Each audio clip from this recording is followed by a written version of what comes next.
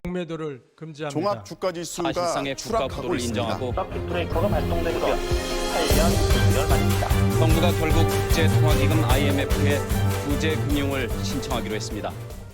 안녕하세요. 현실주의자입니다. 지금 코로나 변종 델타 변이 때문에 시장이 흔들리고 있습니다. 시장 자체는 흔들리지 않지만 관련 종목들이 움직이고 있죠. 그것에 대해서 한번 알아보고요. 지금 카카오가 좀 폭락했습니다. 7% 가까이 떨어졌는데요. 왜 그럴까요? 그럼 여기서 어떻게 대응을 해야 될까요?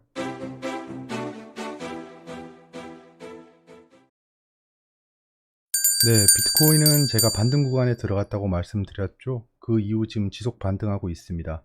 이제 추가 매수는 보류하는 겁니다. 일단 관망할 거예요. 지금 데드캣 바운스 구간에 들어갔는데 눈에 띄는 움직임이 이런 겁니다. 거래량이 올라가고 다시 떨어지고 있어요. 거래량이 떨어지고 있으면 이거 왜 이러지? 라고 생각할 수도 있지만 그 반대일 수도 있습니다. 무슨 말이냐 하면 이제 여기서는 의심이 들잖아요. 사람들이 여기서 반등 못하고 가상자산이 망할 수도 있다라는 생각이 들음에도 불구하고 거래량이 떨어지고 있다는 건 매도세가 진정되고 있다 정도로 보여집니다. 그럼 여기서는 이제 매수할 사람들이 어슬렁 거리겠죠. 왜냐? 지금 뭐 여기 보시면 이렇게 지지선들이 쭉 있죠. 지지선들이 쭉 있는데 지금 지지선까지 와서 반등하고 있는 거잖아요. 그럼 이제 매수세가 굉장히 많아질 수 있는 구간입니다. 떨어질 만큼 떨어졌네? 매수해볼까? 이런 생각이 드는 구간이기 때문에 데드캣 바운스가 가능한 겁니다. 자, 또 기록 세운 코스피 인플레 우려에 묻어졌다라는 거죠. 지금 코스피가 신고가 영역에 들어갔습니다. 자, 제가 계속해서 말씀드리고 있던 게 시장은 지속 상승 가능하다가 1년 넘게 지속되고 있습니다. 제 말에 뭐랄까 이 시장 자체가 반응하고 있는 건 아니겠지만 제가 생각하는 이 가설이 현재는 맞아 들어가고 있다는 겁니다. 보란듯이 신고가를 유지하고 있죠. 그래서 망상과 허구에 휘둘리지 말고 이제 신고가를 유지하는지만 확인하면 됩니다. 이 신고가를 유지 못하고 음봉이 3차례 넘게 떨어질 수 있어요. 그런 걸 좀 조심해야 된다는 겁니다. 그거를 제가 해지하기 위해 인버스에 들어가 있죠.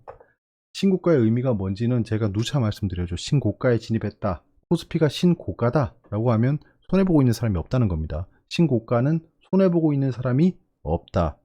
평균적으로 손해보고 있는 사람이 없다는 거죠.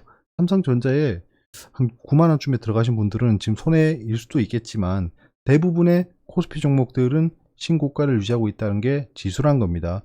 지수가 신고가를 달리고 있다는 건 손해보고 있는 사람이 없다. 지금 굉장히 투심이 좋고 사람들의 마음이 평온한 구간이다. 그리고 질문 주신 분이 있습니다. 페일러 스윙이 뭐예요? 트랩 스윙이 뭐예요? 라고 하는데 짧게 그냥 페일러, 트랩 이렇게 얘기를 하는데요. 여기 딱 간단하게 그려놨죠. 페일러 스윙은 이런 겁니다. 추세가 있잖아요. 이렇게 추세가 있고 이렇게 추세대로 가고 있는데 주가는 추세를 좀 중요시해야 됩니다. 추세대로 가고 있는데 주가가 이렇게 움직이죠. 근데 추세대로 가야지 정상인데 요렇게 비었다는 겁니다. 이게 페일러 스윙입니다. 페일러 스윙에 실패했다는 거죠. 자, 실패했는데 그럼 이게 무엇을 의미하느냐? 이 추세를 돌파할 만한 그 밑거름을 만든 겁니다. 왜냐? 이 추세대로 움직인다고 하면 사람들이 상식적으로 생각하면 여기선 사고 여기선 팔아야겠다. 이게 당연한 거죠. 그다음에 여기서 사고 여기서 팔아야겠다라는 생각을 하는 거죠. 근데 여기서 사고 여기서 팔아야겠다가 그대로 돼야 되는데 이까지 안 내려온 거예요. 주가가 이까지 내려오지 않은 겁니다. 그럼 왜 그러겠어요? 이게 이까지 진득히 내려와야 사는 건데 이까지 기다렸다 사는 애들이 못 참고 조금씩 올라가 샀다는 거죠. 예, 그렇게 해석할 수 있잖아요. 뭐 다르게 해석할 수도 있겠지만 저는 요 타이밍에 이렇게 해석합니다. 이 종목에 무슨 호재가 있거나 지금 시장 전체가 분위기가 좋은가 보다 라고 얘기해지는 겁니다. 그래서 페일러 스윙이 발생한 거죠. 그럼 이 추세를 뚫고 올라갈 확률이 높아진 겁니다. 이게 페일러 스윙이고요. 트랩 스윙은 그 반대입니다. 트랩이라고 하면 함정이죠.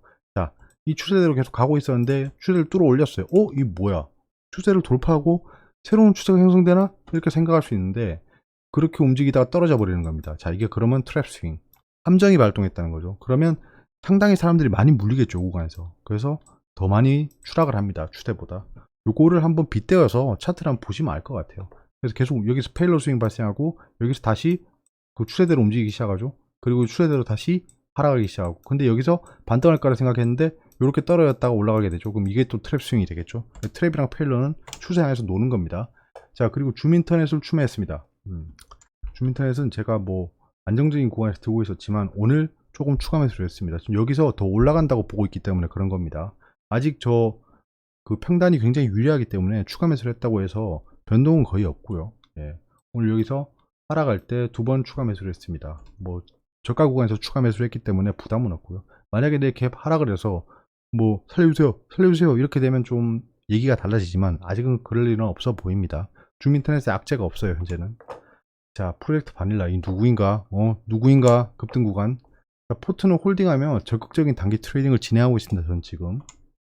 자, 하나투어를 오버나잇 하고 있습니다. 어제 여기서 급 나갈 때 야 코로나 변종 같은 소리 하지 마라 라고 하면 사서 매도를 하고, 그 다음에 오늘도 개발락을 하시길래 오늘 좀 지켜봤습니다. 이거 좀 약간 다른 거 느껴지시죠? 여기서는 바닥을 잡기 위해서 매수를 했지만 여기서는 이 바닥을 잡지 않았습니다. 이게 약간 다른 거예요. 저는 약간 다르게 접근합니다. 왜냐?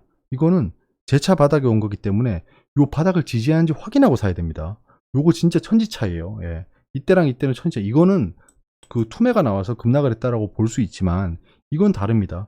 이게 만약에 어떤 게 달라지냐 하면, 이거 설명을 길게 하면 좀 그렇겠다. 자, 이렇게 되면 이 전저점을 붕괴하고 내려갔잖아요. 그럼 여기서 이렇게 들어갈 수 있는 거예요. 이걸 지지하고 반등하는지 확인해야 됩니다. 그래서 여기서 매수한 거예요. 예. 하나투어 오버나잇 중이고요. 태근 케미컬도 추미했죠. 이 태근 케미컬 아닌데. 이거 아니지 않아? 아, 맞네. 예, 태근 케미컬 맞습니다. 죄송합니다. 태근 케미컬을 자, 지금 이렇게 급등이 나오고 지켜보고 있었죠. 5일선 저항되고 내려오는 거 보고, 아, 5일선 저항이구나. 여기서는 높은 확률로 이렇게 움직일 거라 생각합니다. 높은 확률로 그래요. 높은 확률로. 그래서 오늘 저가권에서 추가 매수했습니다. 자, 그리고 충격 카카오 개폭락 발생했죠. 지금 카카오가 7% 가까이 떨어졌습니다. 너무 많이 올랐나 카카오 장중 7% 이상 하락. 코스피는 장중 사상 최고치인데 카카오는 6% 하락한다. 네이버 사상 첫 시총 70조 돌파했는데 카카오는 주춤한다. 이런 얘기가 나오고 있어요.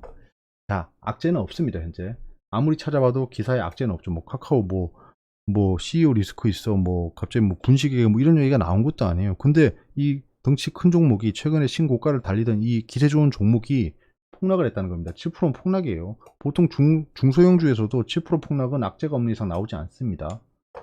악재가 없는 게 악재입니다. 현재 이게 진짜 굉장히 웃긴 말이에요. 악재가 없으니까 사람들이 어떻게 할 줄 모르는 겁니다. 호재도 없고 악재도 없기 때문에 어떻게 해야 될지 모르는 거예요. 그래서 분위기에 휘둘리는 겁니다. 매도가 나오기 시작하니까 이 매도는 뭐 당연히 외국인 기관 큰 손들이 매도를 하겠죠. 엄청난 양을 시장가로 던지면서 공포 분위기를 만듭니다. 악재가 없는 게 악재이기 때문에 사람들이 무슨 이유인지도 모르고 던지기 시작하는 거예요. 그게 악재란 겁니다. 사람들이 의심하는 구간에 진입한 겁니다. 이거 더 오르냐? 더 올라? 신고가 달리고 있는데 에라이 이거 팔고 이때까지 안 올랐던 삼성전자 이런 거 사자. 약간 이런 생각이 있는 거예요. 그래서 오늘 투매에 대한 그 충격은 어제로 끝입니다. 어제로 끝이에요.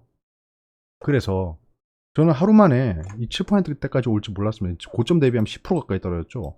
저는 여기까지 떨어질 줄 몰랐어요. 사실 진짜 떨어질 줄 몰랐는데 매수를 걸어놨습니다. 제가 매수를 걸어놔요. 이런 대형 종목들은 혹시나 여기까지 갑자기 무언가 북한이 미사일 쏜다거나 이상한 일이 발생하는 걸 대비해서 저 밑에 매수를 걸어놓습니다. 저 밑에 걸어놓고 매수되면 좋고 뭐 아니면 말고라는 구간까지 걸어놨는데 매수가 되는 걸 보고 깜짝 놀랐어요. 왜냐면 저 카카오가 떨어진지도 몰랐어요. 일단 카카오가 떨어져서 여기서 매수가 됐습니다. 한마디로 바닥권에서 매수를 해서 지금 오버나잇 중입니다.